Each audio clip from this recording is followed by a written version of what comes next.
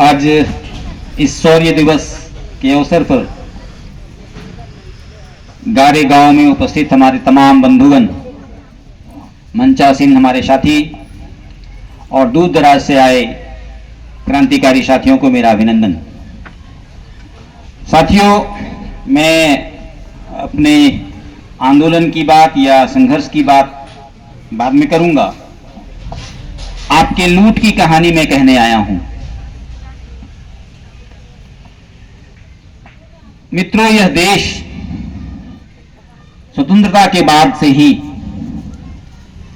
जो संविधान बनाया गया, इस संविधान के विपरीत चल रहा है।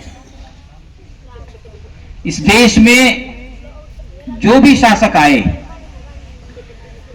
जो भी राजनीतिक दल के लोग आए, वो सिर्फ शासक नहीं हुए, वो शोषक बन गए।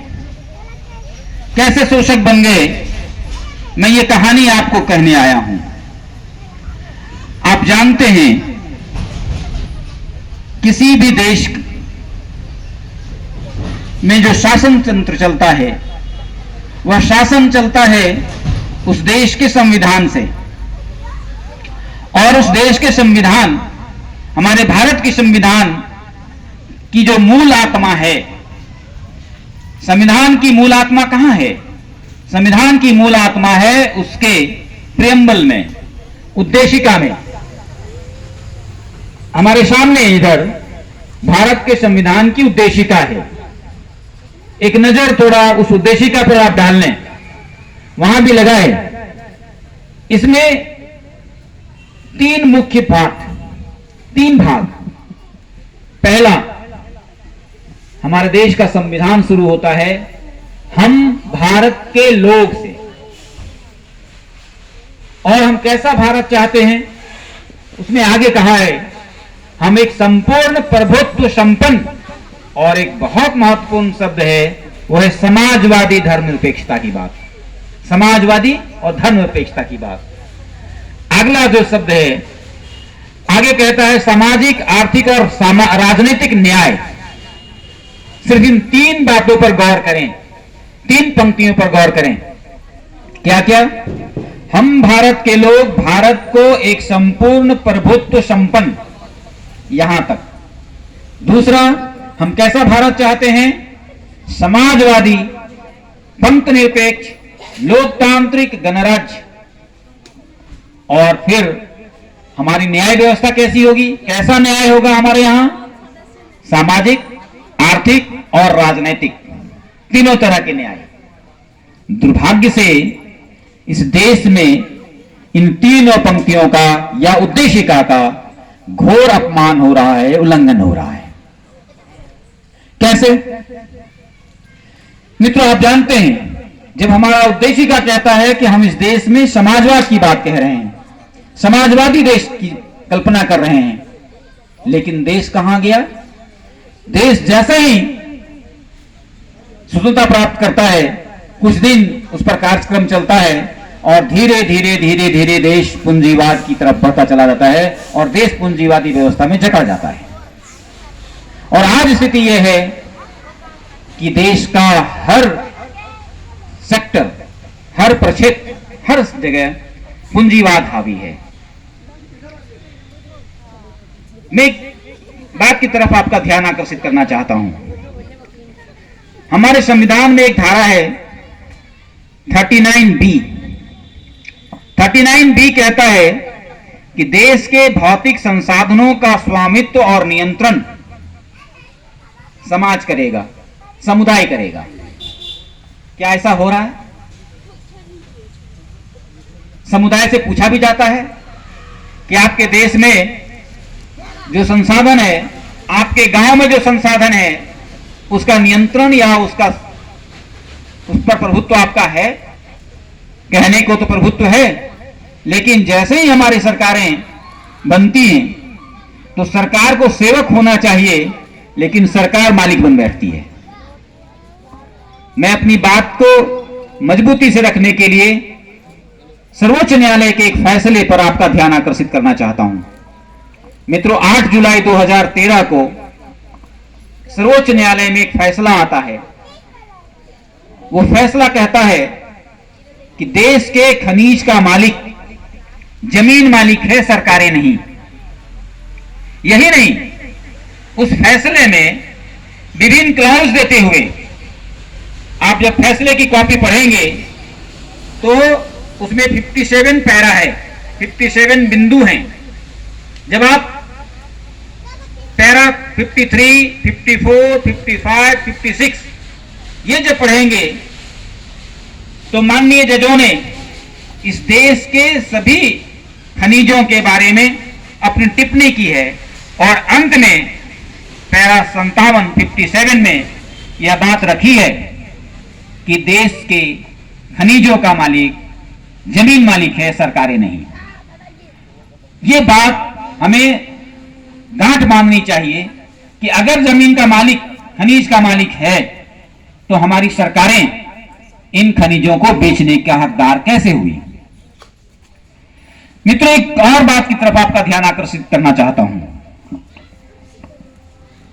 आप सब जानते हैं भारत के संविधान में एक क्लाउज है जिसमें कहता है कि देश की सरकारों को इस देश के बच्चों के लिए शिक्षा की व्यवस्था करनी है और वो भी मुफ्त करनी है। आप पढ़िए उसको। एक तरफ संविधान कह रहा है हमारा कि देश की सरकारों को हमारे देश के बच्चों के लिए शिक्षा मुफ्त होनी चाहिए, दूसरी तरफ हमारी चुनी हुई सरकारें आती है और यहां निजी विश्वविद्यालय, निजी विद्यालय, निजी महाविद्यालय का लाइन लगा हुआ है।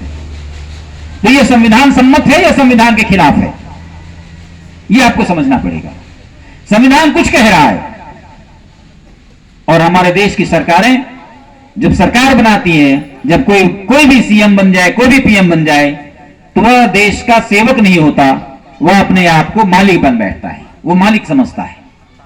यह दुर्भाग्य है।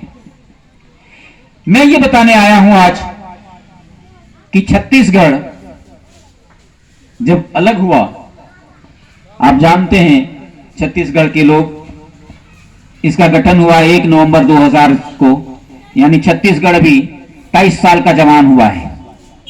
लेकिन इस 23 साल में जो 23 साल गुजरे हैं छत्तीसगढ़ के, छत्तीसगढ़ वासियों के लिए अभिशाप बन गया है। मैं क्यों कह रहा हूं ऐसा? जब लूट की बात आती है, मिनरल्स की बात आती है, तो लोग सिर्फ कोयला और लोहे की बात तक सिमट जाते हैं। मैं आज आपको बताने वाला हूं कि छत्तीसगढ़ में सिर्फ लोहा और कोयला नहीं है, लोहा कोयला के अलावा भी कुछ है, और वो लूट कितनी बड़ी है और उस लूट के खिलाफ आप कैसे खड़ा हो सकते हैं। मित्रों, मेरे दाहिने तरफ एक मैप है, एक नक्शा है। इस नक्शे को आप देख लीजिए, ये छत्तीसगढ़ का नक्शा है, खूबसूरत नक्शा। छत्तीसगढ़ की जो आकृति है, ये समुद्री जीव होता है एक, है ना, सी हॉर्स कहते हैं, सी हॉर्स की तरह दिखता है। छत्तीसगढ़ के सभी जिलों में आप देखिए कोई ना कोई बिंदी होगा, किसी न किसी रंग की कोई बिंदी है, कोई काली बिंदी, हरी बिंदी, पीली बिंदी, है ना, सभी जगह बिंदी हैं। ये जो बिंदियां हैं, ये बिंदियां दर्शा रही हैं कि छत्तीसगढ़ के किस जिले में कौन से खनिज हैं और कितना है। आप देख लीजिए ऊपर का पूरा हिस्सा जो कोरबा है, सूरजपुर है, इधर आपका जसपुर का इलाका है, आपका रायगढ़ का इलाका है, काली काली बिंदियां दिखाई दे रही हैं, ये कोयले का इलाका है। नीचे की तरफ चले आइए, बॉक्साइट का इलाका है, आयरन ओर का इलाका है, चूना पत्थर का इलाका है। यहां मैं आज आपको थोड़ा आश्चर्यचकित करने आया हूं, यह बताने के लिए आया हूं कि आप कितने के मालिक हो, कितनी संपत्ति आपके यहां छुपी हुई है और ये लुटेरे आपको कैसे लूट रहे हैं। तो मैं शुरू कर रहा हूं, छत्तीसगढ़ को आप जानते हो बढ़िया। यहां पर मैं खनिजों की बात करने आया हूं कि यहां कौन कौन से खनिज और कितनी मात्रा में है और उसका मूल्य कितना है। और यह मूल्य भारत सरकार के आंकड़े से लिया हुआ है, यह मेरा मूल्य दिया हुआ नहीं। तो मैं शुरू कर रहा हूं उसको। राज्य में खनिजों की स्थिति क्या है, आप चाहें तो उसे नोट कर लें। लौह अयस्क iron ore. Iron ore Chhattisgarh के दक्षिणी हिस्से में है। दो प्रकार के अयस्क हैं आयरन ओर्स के, एक है हेमाटाइट और दूसरा है मैग्नेटाइट। हेमाटाइट मुख्य अयस्क है और बहुत ज्यादा मात्रा में है। कितना है? 4858.13 मिलियन टन। 1 मिलियन कितने का होता है? 1 मिलियन होता है 10 लाख का, है ना? 10 लाख का 1 मिलियन होता है। कितना है? 4858.13 मिलियन टन, मतलब लगभग 485.8 करोड़ टन। इतना भंडार है हमारे छत्तीसगढ़ में हेमाटाइट का। और जो बाजार मूल्य है, जो सरकार के आंकड़े हैं, उसके हिसाब से इस पूरे हेमाटाइट का मूल्य कितना है? वह है लगभग 22,85,264 करोड़ रुपए। 22,85,264 करोड़ रुपया, इतने मूल्य का हेमाटाइट छत्तीसगढ़ में है। मैग्नेटाइट छोटा अमाउंट है, 11.53 मिलियन टन, और उसका जो मूल्य आता है वो है 3,032 करोड़ रुपया। वैसे ही बॉक्साइट है। बॉक्साइट का एक अच्छा इलाका छत्तीसगढ़ माना जाता है। आप जानते हैं छत्तीसगढ़ में जो बीच के इलाके हैं, जहां रायगढ़ और वो 3 जगह है, उस जगह जो बीच का इलाका है जहां बॉक्साइट है। और आप जानते हैं छत्तीसगढ़ में एक बड़ा आंदोलन हुआ है बॉक्साइट को लेकर के, बॉक्साइट के जो पहाड़ हैं उस पहाड़ को लेकर के। यहाँ बॉक्साइट का भंडार कितना है? 173.76 मिलियन टन, और उसका कीमत आता है 2,78,016 करोड़ रुपए। वैसे ही ग्रेफाइट है, लाइमस्टोन है। लाइमस्टोन का भी बहुत अधिक मात्रा में यहाँ पर भंडार है, वो है 8,959 मिलियन टन, और इसकी कीमत आती है 16,35,017 करोड़ रुपए। चाइना क्ले है, ये 15 million ton. Dolomite 919 million ton. Fire clay 21.56 million ton. Fluorite 0.5 million ton, और जो एक और क्वार्जाइट 28 मिलियन टन। 3 बहुत अधिक भंडार यहाँ है, वह है 15,625 मिलियन टन। और अब मैं आपको चौंकाने वाली बात करने की कोशिश कर रहा हूँ, एक और है कोरंडम 885 मिलियन टन। जो सबसे बड़ा भंडार यहाँ 3 जो मैंने छोड़ा है भी, उसमें है कोयला। कोयला का भंडार कितना है? लगभग 70,000 million ton. 70,000 million ton. 70,000 million ton का मतलब कितना हो गया? लगभग 7,000 करोड़ टन। 7,000 करोड़ टन का भंडार कोयले का छत्तीसगढ़ में है। इसका पूरा मूल्य कितना आता है? वो लगभग आता है 2,08,29,600 करोड़ रुपया, है ना? 2,08,29,600 करोड़ रुपया। इतना बड़ा भंडार छत्तीसगढ़ को मिला हुआ है। दूसरा है, शायद आपको मालूम होगा, आप हीरे के भी मालिक हो। छत्तीसगढ़िया लोग हीरे के भी मालिक हैं। कितना हीरा है यहाँ? 13,04,000 कैरेट। हमारे भारत में 3 जगह हीरे मिल रहे हैं। सबसे ज्यादा हीरा आपके पन्ना में है, मध्य प्रदेश में। उसके बाद आपके यहाँ हीरा है, और थोड़ी सी मात्रा अभी पता चल रहा है कि हमारे झारखंड में भी कहीं दिख रहा है, लेकिन उसकी अभी जानकारी नहीं निकल पाई है कि वो कितना है, और वो बहुत थोड़ा बताया है।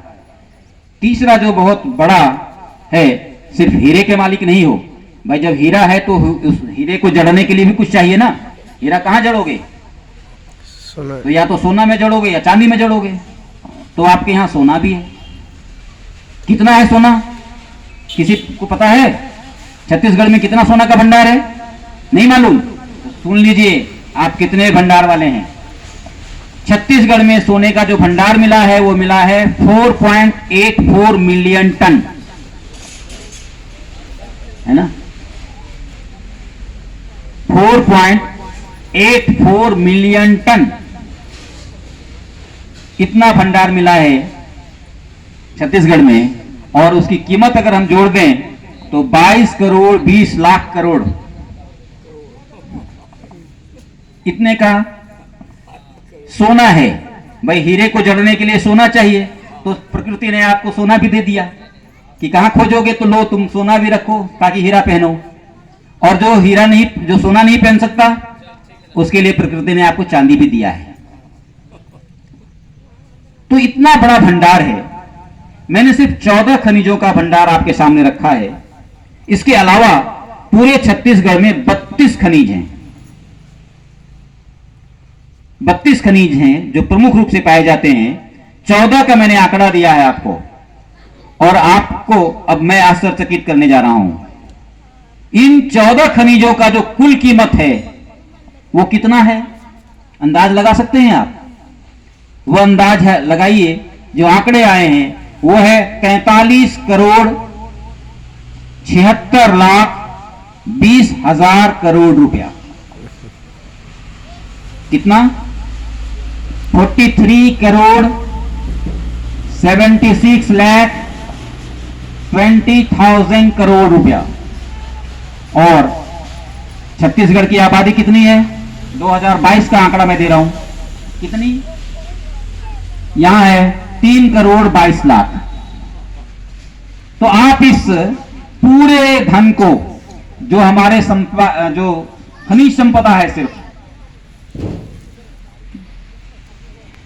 खनिज संपदा को, इस 14 खनिज संपदा को, मैंने 32 की बात नहीं की अभी, सिर्फ 14 खनिज संपदा को अगर आप जोड़ लेंगे तो प्रति व्यक्ति, यानी यहां जो छोटे छोटे बच्चे बैठे हैं उनके हिस्से में भी, जो घर में पैदा हुए हैं, अभी 2 साल के हुए हैं, मैं उनकी बात भी कर रहा हूं, अभी जो 2 साल के हैं, उनके हिस्से भी कितना का है संपत्ति छत्तीसगढ़ में? 14 करोड़ के आसपास।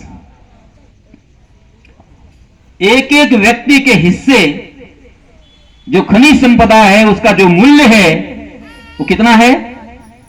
14 करोड़ हर व्यक्ति के हिस्से है। तो अगर एक व्यक्ति, एक घर में 5 ही परिवार है तो वो कितना का है? 70 करोड़ का मालिक है। इतने अमीर हो आप।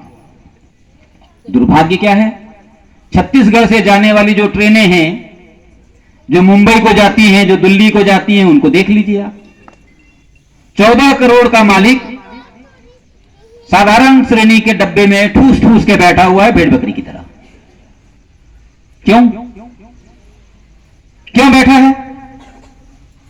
क्योंकि देश के जो संसाधन हैं, हमारे छत्तीसगढ़ के जो संसाधन हैं, इन संसाधनों पर जो हमारे शोषक वर्ग के लोग हैं, जो अपने आप को शासक वर्ग कहता है, राजनीतिक शक्तियां हैं, ये अपने आकाओं को देने के लिए, अपने यारों को देने के लिए, अपने दोस्तों को देने के लिए उस पर कुंडली मार के बैठा है और संविधान की ऐसी तैसी कर रखा है।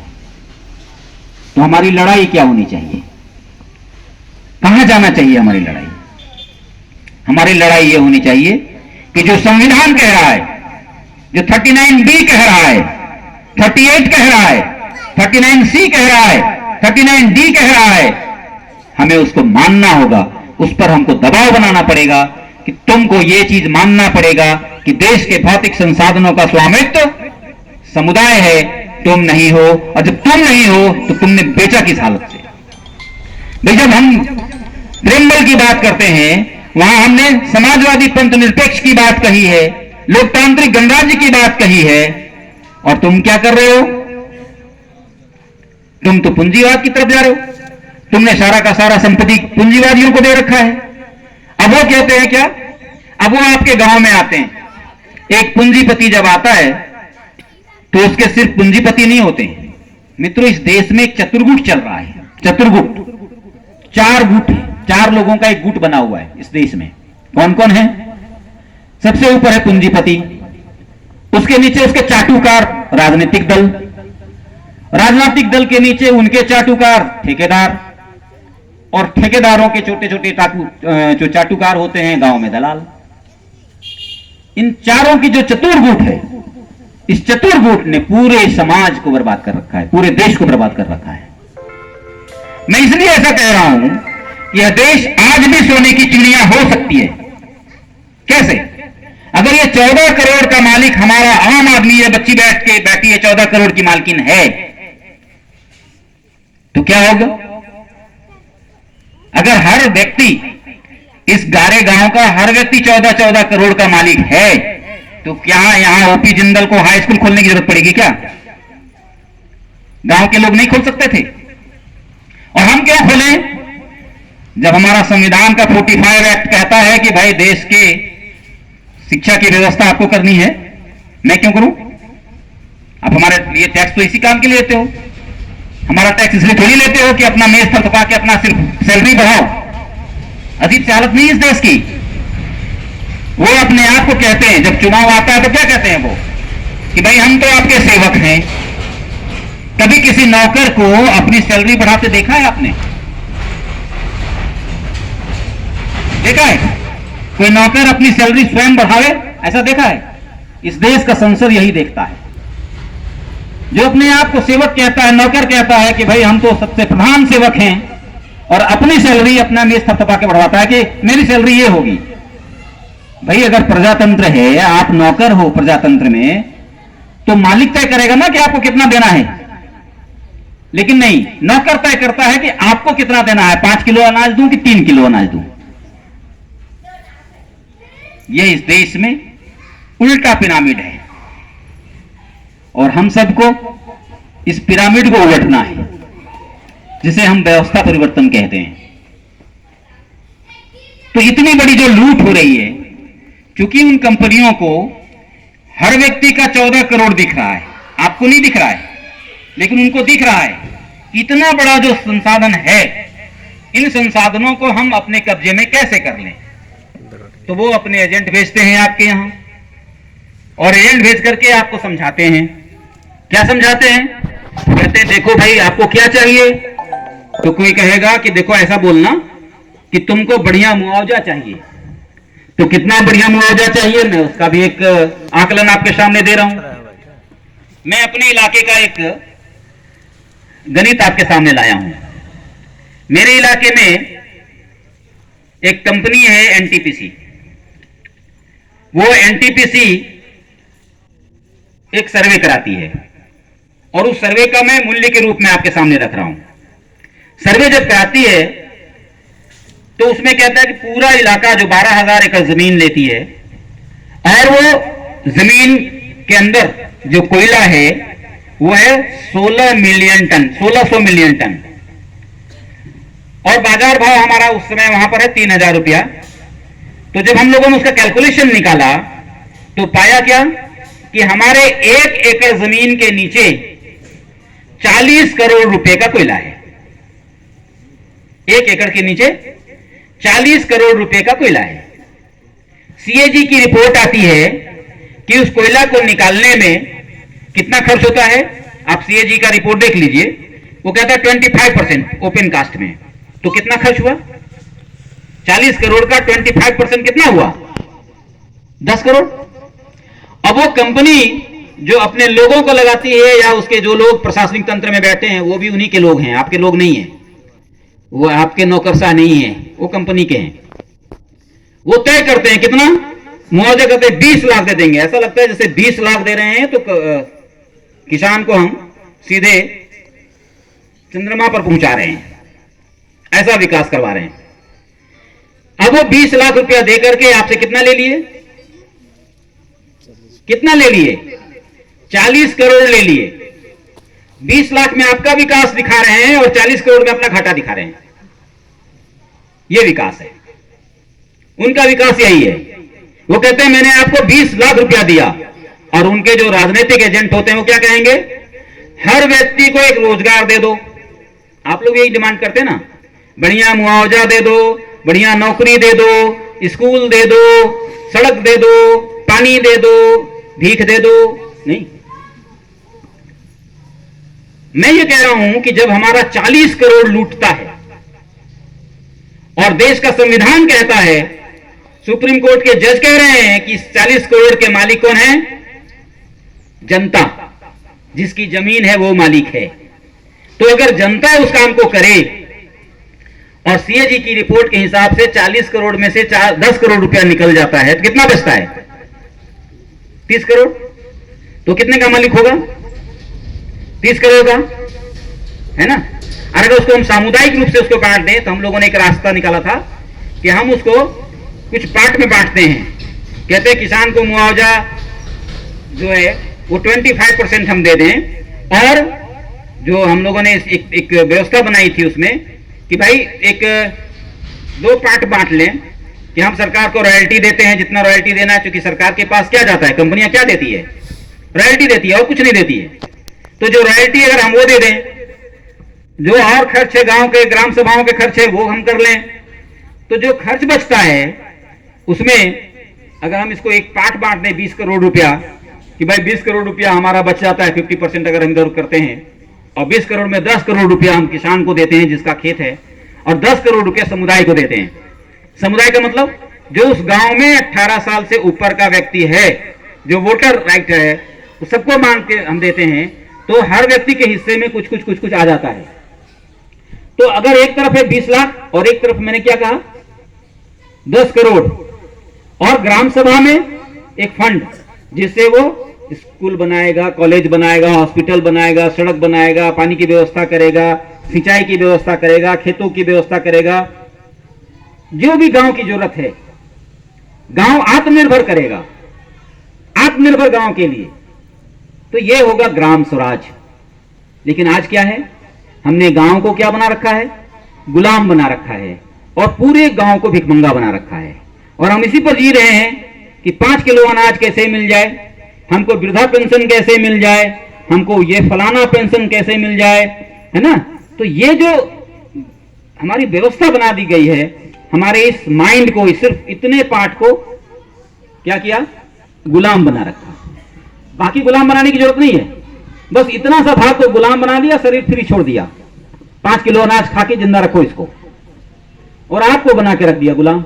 अब आप यही सोच रहे हैं कि हमारी सड़कें बना दिया, हमारे सामने एक बढ़िया सा स्कूल बना दिया, हमारे लिए जब हम जाते हैं ना बच्चे का जन्मदिन मनाने के लिए, और जाके जिंदल को कहते हैं कि हुजूर कुछ दे दीजिए, जिंदल ने 5000 दे दिया, आप बहुत खुश, बच्चा केक काटेगा आज, है ना। क्या किया आपको? सिर्फ इतना सा गुलाम बना करके आपकी संपत्ति को लूट लिया। ये लूट कब तक सहेंगे आप? क्या सहते रहेंगे आप? चलता रहेगा ये लूट, या इस लूट के खिलाफ भी आप आएंगे? तो भी तो ये तो हुई आपके खनिजों की जानकारी। अब मैं थोड़ी एक जानकारी देकर के अपनी बात को विराम दूंगा, क्योंकि और भी साथियों को कुछ कहना होगा। आपके ये जो छत्तीसगढ़ है, इसमें अडानी का बड़ा नजर है।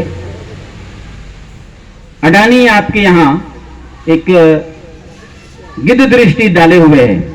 पूरे छत्तीसगढ़ को मुख्य रूप से 2 कंपनियां, एक बुरा नहीं मानेंगे हमारे राजनीतिक साथी, एक का दुलरुआ है अडानी और एक का दुलरुआ है जिंदल। दोनों समूह के दुलरुआ दोनों हैं। आप जान लीजिए, नवीन जिंदल तो कांग्रेस का सांसद था, ओपी जिंदल उनके पिताजी थे, और जिंदल की कंपनी उसी की है। तो कांग्रेस की तरफ से जिंदल और भाजपा की तरफ से अडानी, और पूरे छत्तीसगढ़ को बांट के खा लिया। कुछ पार्ट दे दिया अडानी को और कुछ पार्ट जिंदल को। और जो छोटे छोटे छुटभैये बचे हैं कि हल्ला गुल्ला ना करें, चंदा देते रहें, तो छोटे छोटे और भी हैं, महाजन को और ये सब जो आए हैं, इनको भी थोड़ा थोड़ा चटा दो भाई, ताकि चंदा भी देते रहें और ये भी खुश रहें। तो ये पूरा पार्ट, और छत्तीसगढ़ में अडानी का जो बड़ा हमला होने जा रहा है, मैं उस तरफ आपका ध्यान आकर्षित करना चाहता हूं। शायद मैं सफल होऊंगा। वैसे तो आप जान रहे हैं अडानी का कोयला खदान आपके यहां भी है। कोयला खदान जहां अडानी को डायरेक्ट नहीं मिला, सीधे तौर पर नहीं मिला, वहां उसको एमडीओ बना दिया है। एमडीओ मतलब माइन डेवलपर ऑपरेटर, उसको उस रूप में फंसा दिया। जहां एमडीओ नहीं बना पाया, वहां पूरा का पूरा ट्रांसपोर्ट का ठेकेदारी दे दिया। कि तुम ठेका ले लो, ट्रांसपोर्ट करा काम करो, मतलब किसी न किसी रूप में तुम रहो, ये एक कोशिश की और ये बहुत ही बड़ी एक लूट ये किया। दूसरा एक बड़ा सब्ज-बाग दिखाया गया है यहां छत्तीसगढ़ में, वह है कोयला से बहुउत्पादन परियोजना बनाने का। और अडानी इंटरप्राइजेज लिमिटेड की तरफ से छत्तीसगढ़ में जो थर्मल पावर प्लांट्स हैं, तो थर्मल पावर प्लांट्स में जो राख निकलता है, फ्लाई ऐश वगैरह है ना, और राख निकलता है जलने के बाद, उस राख से यूरिया और प्राकृतिक गैस का विकल्प क्या हो सकता है। तो यूरिया का विकल्प तैयार करने की कोशिश हो रही है उस राख से, और इसमें उसने 25,000 करोड़ रुपया लगाया है। लेकिन पीछे का राज क्या है कि वो कह रहा है कि भाई और भी हम थर्मल पावर प्लांट लगाएंगे, क्योंकि राख कहां से लाएंगे, तो थर्मल पावर प्लांट लगाएंगे तो फिर कोयला लेंगे। तो कोयले पर पूरी पकड़ बनाने के लिए उसने इस तरह की योजना बनाई है। और इसमें उसने ये नहीं कहा कि हमारे उस थर्मल पावर परियोजना से कितना प्रदूषण होगा। मैं यहीं पर यह बात कह देना चाहता हूं आदरणीय हरिहर पटेल जी को और हमारे साथी जो प्रमुख साथी हैं यहां, उनको कि आप लोग एक एक्सपेरिमेंट करिए। मैं चूंकि एक लंबा समय वैज्ञानिक शोध में लगाया हूं, एक सामान्य सा एक चीज बता रहा हूं, आप करके देख लीजिए। आप सड़क के किनारे 1 फीट बाई 1 फीट चौड़ाई, 1 फीट लंबा 1 फीट चौड़ा कागज का टुकड़ा 24 घंटा के लिए किसी जगह फिक्स कर दीजिए, और 24 घंटे के बाद उसमें कितना राख जमा होता है ना, उस राख को कैलकुलेट कर लीजिए। और तब आप देखिए, आप उसको कहिए कि आप प्रति दिन कितना राख उड़ाते हो प्रति वर्ग की स्क्वायर फीट में। आपको समझ में आ जाएगा कि कितना ज्यादा उड़ रहा है। इस प्रदूषण के बारे में वो नहीं कहता। दूसरी बात मैं ये कह रहा हूं, यहीं पर कह देना चाहता हूं कि अगर ये थर्मल पावर प्लांट इस देश में बंद नहीं हुए तो एक दिन आपको सांस लेने के लिए सोचना पड़ जाएगा। बहुत गंभीरता से मैं ये बात कह रहा हूं आपको, क्योंकि आप जानते हैं कि 1 मेगावाट थर्मल पावर प्लांट बनने में प्रतिदिन लगभग 14 टन कोयला जलता है, और 12 टन कोयला जब जलेगा तो 32 टन ऑक्सीजन जलेगा, 44 टन कार्बन डाइऑक्साइड पैदा होगा। यह सामान्य नियम है।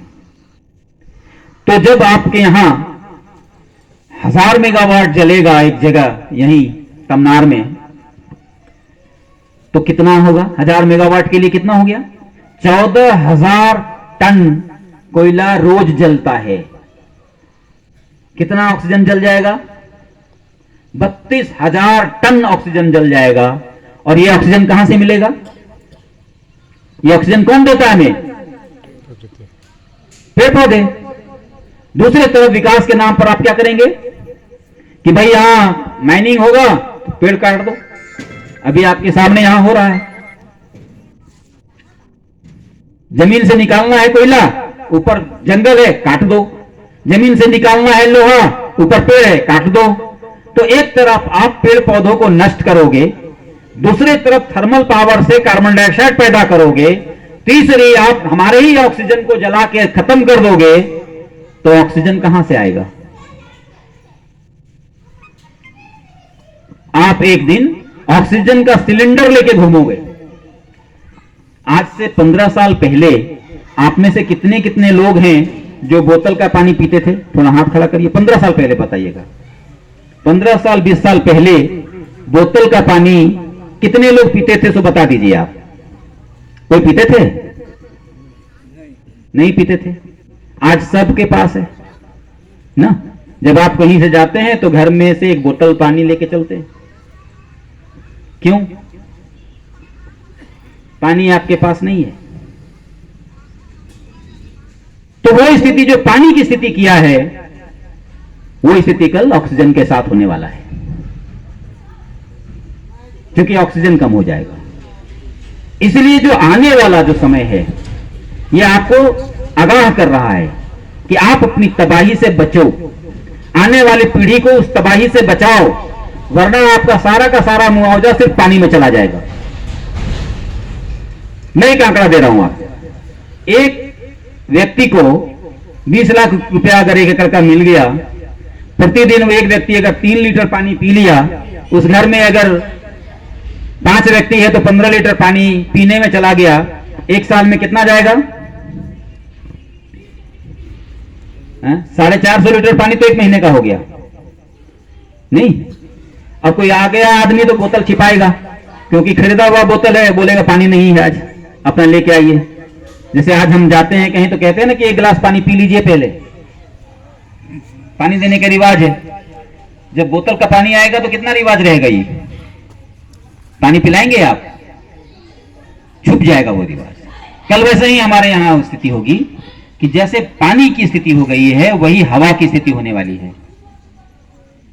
और अगर एक बार डॉक्टर प्रिस्क्रिप्शन में लिख दिया कि आपका बच्चा सांस लेने में तकलीफ हो रही है आपके बच्चे को, तो ये फलाना कंपनी का ऑक्सीजन सिलेंडर ले लीजिए। आप दौड़े दौड़े जाएंगे, क्योंकि बच्चे से बहुत प्यार है आपको, उसको कुछ ना हो जाए इसलिए आप जाएंगे और उसी फार्मा कंपनी का आप ऑक्सीजन ले लेंगे। नतीजा क्या होगा?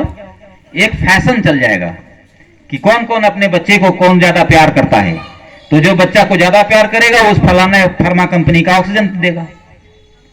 तो इस देश में एक बड़ी साजिश चल रही है, इस साजिश को हमको समझना पड़ेगा और इसीलिए इन संसाधनों पर अपने अधिकार की लड़ाई लड़नी पड़ेगी। मैं अपनी बात समाप्त कर रहा हूं, आपको एक आगाह करते हुए, आपको याद है, शायद जानकारी होगी, राजनंद गांव आपके यहां है। राजनंद गांव में अडानी कंपनी धान के भूसे से एक सॉल्वेंट बनाने का, एक घोलक बनाने की कंपनी लगा रहा है, एक फैक्ट्री लगा रहा है, और ये 200 करोड़ रुपया उसमें इन्वेस्ट कर रहा है। हमारे जो पूर्व मुख्यमंत्री थे वो बड़ा छाती ठोक के उन्होंने कहा कि 200 करोड़ रुपया का इन्वेस्टमेंट हम करवा रहे हैं, लेकिन उसका हानि क्या है ये किसी को नहीं बताए। जब वो धान का फैक्ट्री लगाएगा, धान के भूसे का, तो जाहिर तौर पर उसको धान चाहिए कि नहीं चाहिए? भूसा कहां से आएगा? तो धान चाहिए। और छत्तीसगढ़ को हम लोग तो जानते हैं कि भाई छत्तीसगढ़ तो धान का कटोरा है। यहां धान कितना हुआ है, यहां क्रॉप कितना हुआ है, तो एक आंकड़ा है बहुत पुराना, 1516 में 2 करोड़ 23 करोड़ 28 लाख 23 नहीं, लगभग वो 34 लाख 58 करोड़ के 34 लाख 58 हजार मिलियन टन के आसपास ये आया है यहां। तो ये इतना बड़ा धान का जो उत्पादन इलाका है, इसमें उसको लगता है कि अगर हम इस पूरे धान पर कब्जा कर लें, पूरे धान को हम खरीद लें क्रय सेंटरों से, और इस बहाने खरीद लें कि हमको अपना सेंटर में चाहिए, सॉल्वेंट बनाने के लिए चाहिए, तो क्या होगा? पूरे धान पर अडानी का कब्जा होगा और वह अडानी फिर बाजार में धान अपना भूसा निकाल के चावल बेचेगा, और आपकी मजबूरी होगी अपना ही धान पैदा किया हुआ अपने चावल, अडानी का चावल खरीदेंगे, और उसके बोरे पे अडानी चावल, सब गांव में अडानी चावल चलेगा। तो अडानी सिर्फ मिनरल्स पर कब्जा नहीं करना चाहता, वो आपके धान पर भी कब्जा करना चाहता है, और फिर आपको भूखों मरने के लिए विवश करेगा। उसके हिसाब से आपको चलना पड़ेगा। इतने खतरे हैं, मैं इन्हीं खतरों से आगाह करने के लिए आपके बीच आया हूं। अब हम लोगों को करना क्या चाहिए? करना क्या चाहिए, ये महत्वपूर्ण बात है। सिर्फ भाषण देकर के चला जाना या सुन लेना, इधर से सुन लिए, अरे इतनी बड़ी लूट है, हम इतने, कल से बहुत लोग और चल जाए बाजार कि भाई 14 करोड़ के मालिक हैं हम और खरीदेंगे बढ़िया से, इससे बात नहीं बनेगी। उस 14 करोड़ का जो संपत्ति है उसको कैसे बचाएंगे ताकि वो आने वाली पीढ़ी को 14 के बदले 28 मिल जाए, ये प्रयास करना पड़ेगा। तो क्या मैं ये कह रहा हूं कि इस खनिज को लूट लिया जाए? नहीं, मैं कह रहा हूं इन खनिजों को बचाया कैसे जाए। इन संसाधनों को हमको बचा के रखना है ताकि आने वाली पीढ़ी उस पर कैसे राज करेगी, कैसे उसका उपयोग करेगी, सदुपयोग के लिए हमको सोचना पड़ेगा। तो हम सबको मिल करके इस पर एक रास्ता निकालना पड़ेगा, और रास्ता यही है कि इन संसाधनों पर जब तक समुदाय की मालकियत नहीं स्थापित हो तब तक हमको संघर्ष जारी रखना पड़ेगा। आशा है आपको मेरी बातों से एक रास्ता मिला होगा, एक जानकारी मिली होगी।